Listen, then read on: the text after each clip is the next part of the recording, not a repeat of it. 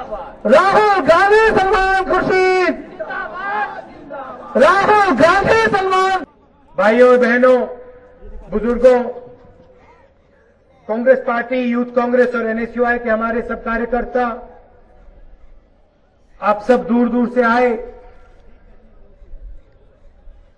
बारिश है, भीगा है, आप सब यहां खड़े हो, इसके लिए आप सबको बहुत बहुत धन्यवाद, बहुत आभारी हूं मैं।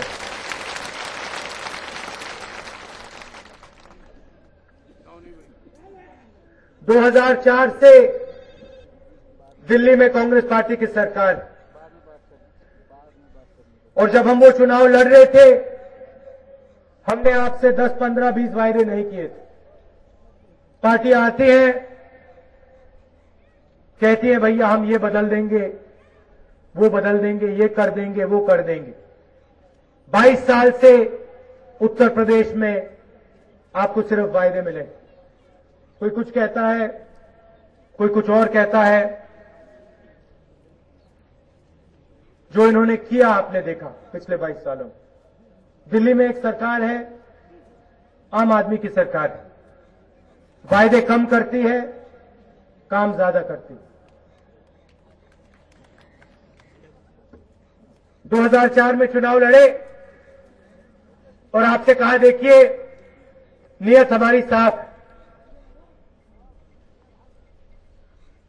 एक वायदा करेंगे, सरकार बनेगी, आम आदमी की बनेगी, पिछड़े लोगों की बनेगी, गरीब की बनेगी, किसान मजदूर की बनेगी, हर धर्म को एक आंख से देखेगी, सबको शामिल करके हिंदुस्तान को आगे बढ़ाएगी। विपक्ष में एनडीए के लोग खड़े थे, बीएसपी समाजवादी के लोग खड़े थे। एनडीए के लोगों ने कहा हिंदुस्तान चमक रहा है, अंग्रेजी में नारा दिया इंडिया शाइनिंग का। कहते हैं इंडिया शाइनिंग, हिंदुस्तान चमक रहा है। आपको याद होगा, किसी को यह नारा याद है इंडिया शाइनिंग का? इसका मतलब क्या होता है? किसी को याद है? आपको याद है इंडिया शाइनिंग का मतलब क्या होता है? भारत चमक रहा है। पूरे हिंदुस्तान को कह दिया आपका हिंदुस्तान चमक रहा है। बड़े बड़े नेताओं ने कहा, ऐसी स्टेजों से कहा इंडिया शाइनिंग। उनके सबसे बड़े नेता से पूछा गया, भैया एक बात बताइए, कांग्रेस पार्टी बात करती है आम आदमी की, गरीबों की, पिछड़ों की, कमजोरों की, किसान मजदूर की। कांग्रेस पार्टी कह रही है कि हिंदुस्तान में गरीब विकास में शामिल नहीं हो रहा है। आपने निकाला नारा इंडिया शाइनिंग का, ये कहां से निकाला? और उनके सबसे बड़े नेता ने कहा, मीडिया से कहा, एक रात में अपने घर में टेलीविजन देख रहा था, घर में टेलीविजन देख रहा था, एक इश्तिहार आया, उसमें एक व्यक्ति खड़ा था, सूट ऐसे पहना था, चमकता हुआ सूट था। दूसरे व्यक्ति ने उसके सूट को ऐसे छुआ और कहता है इंडिया शाइनिंग, हिंदुस्तान चमक रहा है। और सबसे बड़े नेता को लगा अगर टीवी पे कहा जा रहा है तो सच होगा, और पूरे देश में नारा चला दिया इंडिया शाइनिंग का। 2004 के चुनाव में आपने जवाब दे दिया, भैया हमारा हिंदुस्तान नहीं चमक रहा है, हमारे घर नहीं चमक रहे, किसानों के खेत नहीं चमक रहे, स्कूल नहीं चमक रहे, बिजली नहीं है। आप किस चमक की बात कर रहे हो? हमें चाहिए आम आदमी की सरकार। मनमोहन सिंह जी प्रधानमंत्री बने। 2004 की कहानी क्यों बता रहा हूं आपको? क्योंकि आम आदमी के बीच और आपके यूपी के नेताओं के बीच, बड़े बड़े नेताओं के बीच खाई बनी हुई है। मैं जाता हूं आपके घरों में, गांव में जाता हूं, किसानों से बात करता हूं, मजदूरों से बात करता हूं, युवाओं से बात करता हूं। एक शिकायत आती, जहां भी जाओ गांव में चले जाओ, कस्बों में चले जाओ, खेतों में चले जाओ, एक शिकायत आती है, हमारे नेता हमारे पास नहीं आते। हमारे नेता जब नेता बन जाते हैं, अपने घरों में रहते हैं, एसी में रहते हैं, मगर हमारे घरों में नहीं आते। पिछले 5-7 सालों से मैं आपके घरों में आ रहा हूं। उत्तर प्रदेश में कांग्रेस पार्टी को आपने 2007 में 22 सीटें दी थी, 22 सीटें दी थी। मायावती जी को आपने 208 सीटें दी थी। मैं आपसे एक सवाल पूछना चाहता हूं, पिछले 5 सालों में मुलायम सिंह यादव जी को, मायावती जी को आपने किसी गरीब के घर में देखा है? एक बार देखा है? तो आप मुझे एक बात बताओ, अगर आपने उनको अपने घरों में नहीं देखा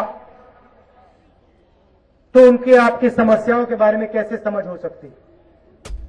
मैं जाता हूं आपके घर में और फिर दिल्ली में रहता हूं, यार पूरा हिल रहा है, क्या कर रहे हो? किसान से बात करता हूं, किसान मुझे खेती के बारे में समझाता है। दिल्ली जाता हूं, वहां बड़े अफसर आते हैं और एग्रीकल्चर के बारे में मुझे बताते हैं, कहते हैं भैया ये करना चाहिए, वो करना चाहिए, ये कर देंगे, वो कर देंगे। ज्ञान आप में ज्यादा है, जानकारी आप में ज्यादा है, इमारत के बारे में समझना चाहते हो, सड़क के बारे में समझना चाहते हो, बड़े बड़े ब्यूरोक्रेट्स नहीं समझा पाएंगे, मजदूर और किसान समझा देगा। मगर आपके नेता सोचते हैं कि आप में कोई कमी, सोचते हैं कि यूपी की जनता में जानकारी नहीं, सोचते हैं जानकारी उनके पास, नेता के पास कुछ नहीं होता, हमारे पास सिर्फ आपका भरोसा होता है। और 22 सालों से आप इनको भरोसा दे रहे हो और ये आपको वायदे कर रहे हैं, मगर जमीन पे कुछ नहीं हो रहा है। 22 साल आपने इनको दिए, 22 साल के लिए वायदे मिले, विकास नहीं मिला। हम 2004 में आए, आपके पास आए, आपने हमें कहा देखिए गांव में रोजगार नहीं मिलता, शहरों में मिलता है, अमीर लोगों को मिलता है, कुछ कीजिए। मनरेगा दी, 100 दिन का रोजगार, 120 रुपए प्रतिदिन, 12,000 रुपए हर गरीब को दिए। हमारी सोच नहीं थी, आपकी सोच थी।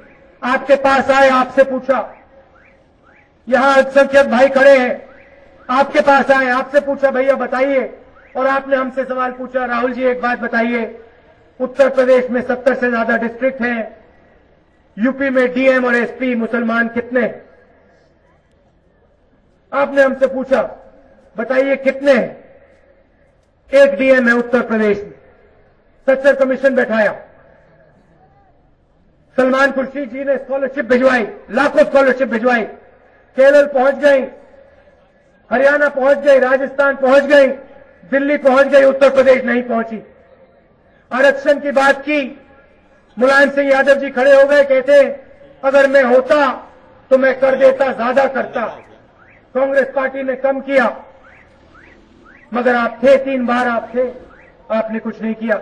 मायावती जी कहती है मैंने चिट्ठी लिख दी, मगर आप चीफ मिनिस्टर हैं, आपकी सरकार है, आपने कुछ नहीं किया।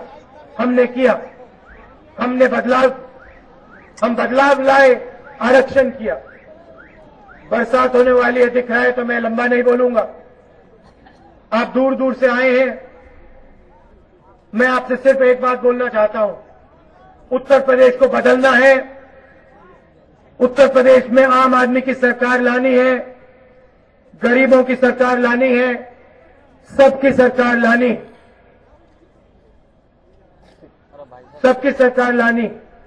जब तक उत्तर प्रदेश नहीं बदलेगा तब तक राहुल गांधी यहां से हिलने वाला नहीं। मुझे कोई फर्क नहीं पड़ता, आप मुझे 5 सीट दो, 100 सीट दो, 200 सीट दो, 400 सीट दो, जब तक उत्तर प्रदेश बदलेगा नहीं, जब तक उत्तर प्रदेश के युवा के पास रोजगार नहीं होगा, जब तक उत्तर प्रदेश के किसान कि खेत में चमक नहीं आएगी तब तक राहुल गांधी यहां से नहीं हिलने वाला। आप दूर दूर से आए, इसके लिए बहुत बहुत धन्यवाद। कीमती समय दिया आपने अपना, इसके लिए धन्यवाद। नमस्कार, जय हिंद।